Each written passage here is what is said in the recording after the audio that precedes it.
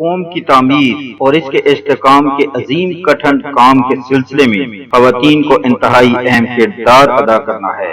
خواتین قوم کے نوجوانوں کے کردار کی معمار ہوتی ہیں جو مملکت کے لیے ریڑھ کی ہڈی کی حیثیت رکھتی ہیں۔ میں اچھی طرح جانتا ہوں کہ اصول پاکستان کی طویل جدوجہد میں مسلمان خواتین اپنے مردوں کے پیچھے مضبوطی سے ڈٹی رہی ہیں۔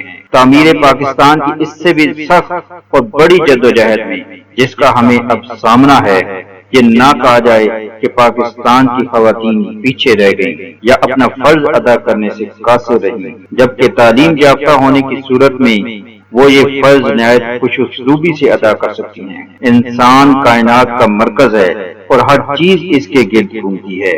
چونکہ وہ اشرف المخلوقات ہے، اس لیے وہ ہر چیز سے متعلق جاننے، اسے مصور کرنے اور اپنے تصرف میں لانے کی صلاحیت رکھتا ہے۔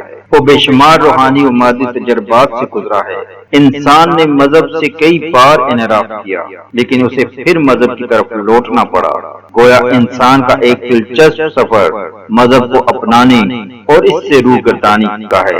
علم کی اہمیت ہر مذہب اور ہر معاشرے نے تسلیم کی ہے، البتہ اسلام وہ واحد مذہب ہے جس نے نہ صرف علم کی اہمیت کو تسلیم کیا بلکہ حصول علم کو ہر مسلمان مرد اور عورت کے لیے فرض قرار دیا۔